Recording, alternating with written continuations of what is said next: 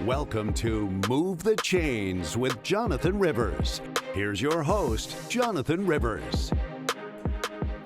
Let there be football. Welcome to Move the Chains. I'm your host, Jonathan Bam Rivers. On the MTC call sheet today, the NFL versus college football. Look, we live in a world where 99% of the people love college football, right? I truly believe that. But you've got people that will draw a line in the sand and die on the NFL hill or the college football hill. So I'm going to talk to you today about why each fan base loves him and which one I think is better. Also, I'm going to answer your questions in social media on Second Down. As always, I love taking to social media to make sure I can understand the thoughts of the fans of college and the NFL. So we're going to take care of that today. And in my nonsense narrative, players coach. You've probably heard the term, and you've probably heard the reason people use the term. And the reason that people use it, in my estimation, is nonsense. So I'm going to dive into that. And at the end of the day, man, I don't care if you're watching football on Saturday or Sunday, it's big. All that and more here on Move the Chains. But you know how we do it. Let's kick it off with first down. All right, so let me just set the stage here. I already told you I'm a guy that loves both the NFL and college football. How do you know it? Because it's what I talk about here on Move the Chains. But I did a focus group. And by focus group, I'm talking about Josiah and Ernest, my producer and director. I don't know if I've told you this before. Josiah is a hardcore college football guy, and Ernest loves the NFL. And typically, neither of them watch the other sport. Some, but they're really diehard in college and NFL respectively. So I said, well, why not see how the benefits of each game stack up against one another? Because I've long said, guys, that the NFL and college football are more similar than they've ever been. So when you're talking about the NFL here, 17 regular season games and the playoff format. I'm going to dive into why NFL fans love the way the format is structured, especially when you get to the playoffs. Secondly, branding and superior talent. There is no league in any sport in the world, in my estimation, that brands their talent like the NFL. And lastly, the Super Bowl. The extravaganza, the mega and the mecca of everything when it comes to professional sports, especially in the United States. And now the way the NFL going internationally. So when I talk about the NFL, let's talk about the regular season games in the playoff format. 18 weeks, every team gets a bye. At what point do NFL fans not think Sundays, Mondays, Thursdays, Christmas Day, Thanksgiving Day are not appointment television? The NFL, ladies and gentlemen, is appointment television. And the way I love it is, you know, with the NFL, each divisional game happens 6 times.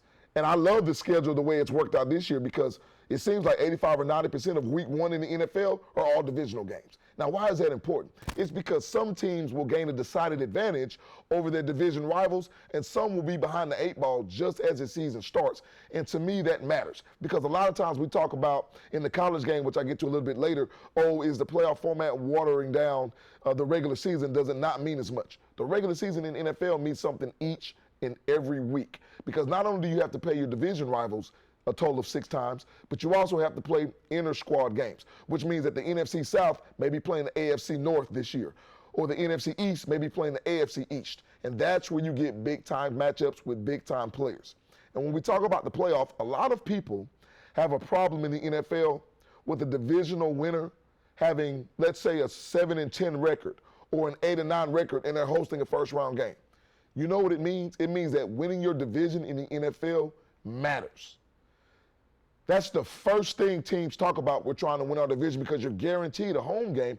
And in my estimation, if you look at like Minnesota last year, where they had to go on the road, and they were one of the best teams in football, but they didn't win their division because their division was ultra competitive and the Lions ended up winning it. So Minnesota had to go on the road, and they didn't make it happen. So if you're that good of a football team, go on the road and win, because we've seen the Kansas City Chiefs go on the road and win games when everybody said, well, we haven't seen them do it, they can't do it, but yet they did it. So that's what I love about the format when it comes to the playoffs. And when you're talking about wild card weekend, and remember there was an extra team added to the playoffs. So only the 1 seed gets a bye because each conference has 7 teams that make the playoffs. So wild card weekend is phenomenal. Then you roll into the divisional round where you have the best teams left in the NFL playing for a shot to play on Championship Sunday. That in itself is phenomenal. Now, branding and superior talent. How many commercials have you seen with Patrick Mahomes in them? A bunch. How many commercials have you seen with Travis Kelce in them? A bunch. What about Saquon Barkley, right? What about Jalen Hurts? What about Joe Burrow? The NFL is king when it comes to branding. And this is a sport, you might not think this is important, but remember, this is a sport that people watch players who wear helmets. So if you're somebody who's watching the game and you've never seen an NFL game and you don't know the players, you can't see them on the field like you can baseball and basketball and soccer and tennis, right, and track and field, because their heads are covered up because of protection reasons. That's why the NFL makes sure that you know who they are. They put them out there because when the NFL brands their talent, they're branding their league. And it's about that shield. That NFL logo that you see, everything that Roger Goodell and the NFL offices do is in the best interest of their league, and that's how they're going to roll. So you'll see, you know why you never have to hear anybody say who's the face of the NFL like they try to have faces of the NBA and faces of Major League Baseball? Because the NFL can have multiple faces. And that's okay, because now that creates a brand competition, which is even better. So the NFL is phenomenal when it comes to making sure that you know who their best athletes are. And I'm not even talking about the whole Travis Kelce, Taylor Swift situation, which honestly I can't stand too much. So for those of you that love it, you're just going to have to hate me right now. But the point is, even in that, the NFL is being able to branch out and reach millions of people that didn't care a thing about the NFL, but they care about that entertainer. And now because the entertainer is intertwined with the NFL, they've expanded their reach. They've expanded their brand. And last but not least, man, when I talk about the Super Bowl, do I have to tell you how many people watch the Super Bowl? And do I have to tell you what percentage of those individuals watch the Super Bowl that have nothing to do with football? It could be the commercials, it could be the halftime show, and that's why NFL, in this estimation, and their fans love it so much. But let's get to the college game, man, because I'm just on a roll right here. Fan loyalty and enthusiasm. Let me tell you something. Tailgating, individuals that are drinking more than water at 10 o'clock in the morning, that's what fan loyalty and enthusiasm is when it comes to college football. Conference battles and home advantage. How many times do we talk about conference supremacy in college football? It's huge. And also the playoff expansion. There is no conversation in college football, to me, and in sports, that can be the conversation about the college football playoff. Because now you're talking about this. So fan loyalty, I want to start there. You can have not attended a college and have been a fan of that college football program for 30 years. You know why? Because your mom and your daddy love that team. Your grandmama and your granddaddy love that team. Your aunts and your uncles love that team. And people will die on that hill. And that's what I love. Because you know what the great thing is about college football? Do you know that in every single play, the fans hang on every single play, every single 20-yard pass down the field, every single interception, because the enthusiasm is so key, not just amongst the fans, but amongst the players. So college football bleeds into that, especially when it comes to home field advantages. Have you ever seen an LSU game in Death Valley at night? Have you ever seen a game at the Horseshoe at Ohio State at night? Have you ever looked at a game at the Big House in Michigan? 80 to 100,000 fans are packing Saturdays to watch college football. It's phenomenal. And I'm going to keep saying this about the brand of college football, that it may be even bigger than the game at this point. And the brand of college football has grown because of the college football playoff. Because this is the one thing that everybody loves, and at the same time, nobody can agree on. If you ask 100 people, you'll have 100 different answers on what team should be ranked 5th, what team should be ranked 1st, and who deserves to get into the college football playoff. They literally have TV shows centered around rankings of the college football playoff. If that's not big time, I don't know what is. So when it comes to the NFL and college football, both have their benefits, and both have fans that are willing to draw a line in the sand and say, I'm going to die on this hill and know your sport is not better than mine. All right, when we come back from the break, we're going to keep with this NFL college football thing. I'm going to answer questions via social media because you know I love to talk about what you love to talk about. Back on Move the Chains right after this.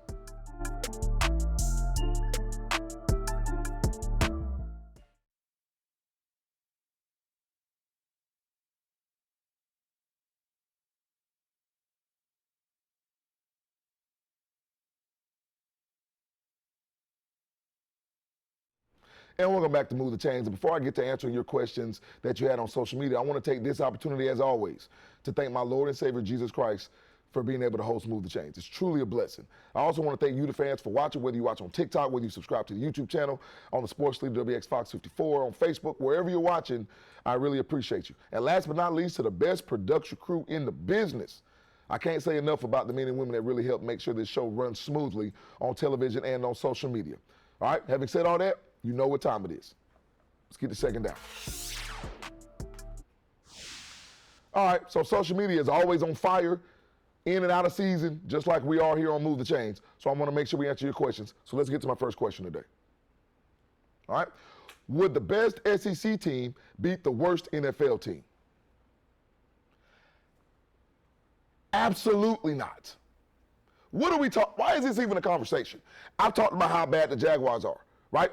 I've talked about how bad the Tennessee Titans are. I told you Jacksonville's the worst team in the NFL in my estimation because they don't have a plan. But if you line up Jacksonville with Alabama, or you line up Jacksonville with Ohio State, or you line up Jacksonville with Georgia, or you line up the Jets, who haven't been great, with Texas, they will blow them out of the water. You know why? One, because the speed of the NFL game is faster. Secondly, grown men play in the NFL, ladies and gentlemen. Now, with the transfer portal, there are some grown men playing in college, but I want you to think about an NFL defensive and offensive line versus the interior line or the front seven of a college football line. It makes no sense. A rookie in the NFL is likely 23, 24 years old. A freshman in college may be 18, 19 years old. Let's think about the difference there. So I know people like to have these conversations because you're going best against worst, and you think, man, the SEC is king, right? Which I agree with in terms of college football, and the Big Ten in far behind in terms of the NFL talent that they put out in the first round every single year and disperse throughout the draft.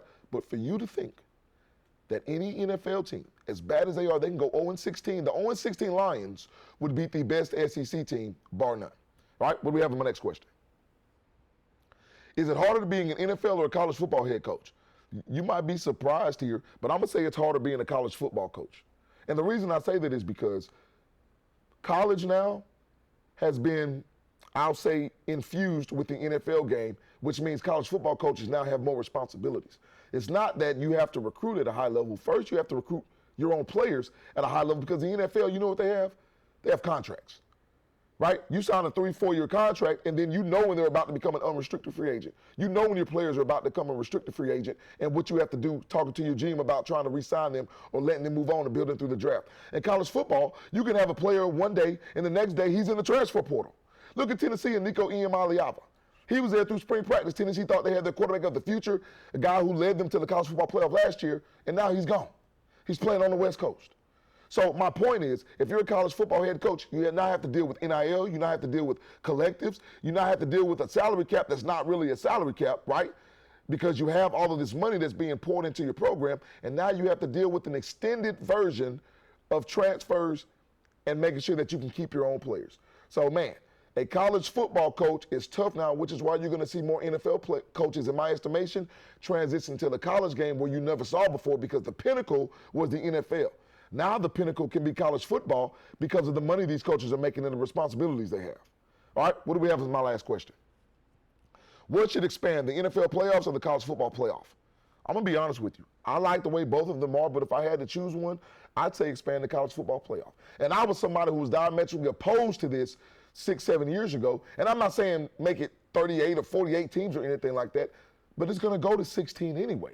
And I want to see them get it right. That's why I want to see the college football playoff expansion, because I want to see them remove even the conversation about automatic qualifiers.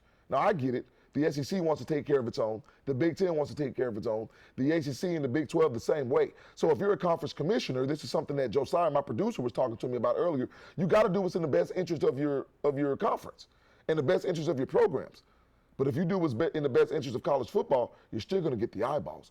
Geographically, you're not going to be left out if that's what you care about, because college football now, more than it ever been, it is a business, ladies and gentlemen, so I understand it. So I'd like to see the college football playoff expand if it were a choice between that or the NFL. I like both the way they are, but that's my choice if I had to pick between the two. All right, when we come back from the break, it's going to be my favorite segment of the show. People think they know what a player coach is, but you really don't. Back with my favorite segment of Move the Chains right after this.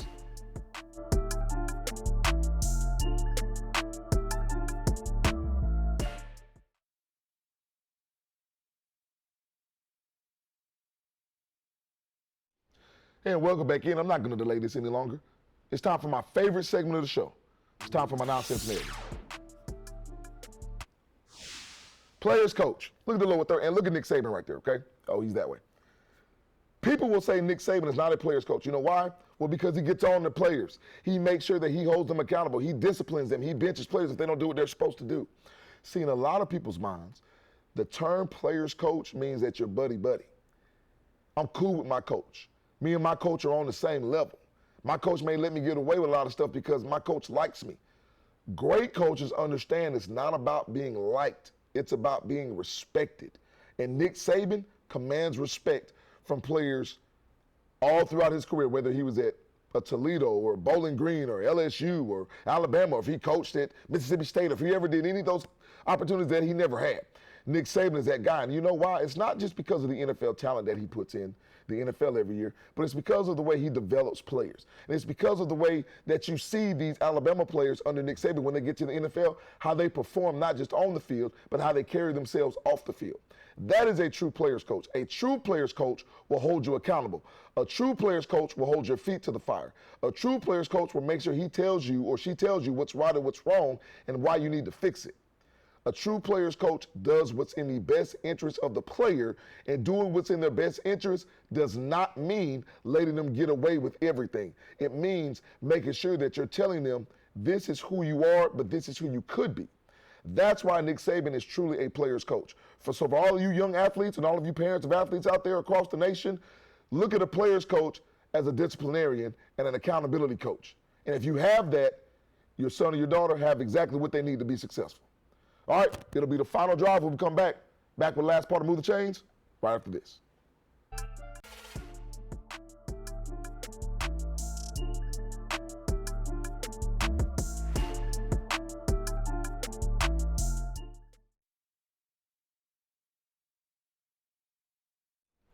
And we'll go back to Move the Chains, and it's time for the final segment of the show, which means it's time for the final drive. Between August and January, Saturdays and Sundays, I love them. And to say all that, I'm summing up everything we've done on the show today to tell you college football and the NFL are both big.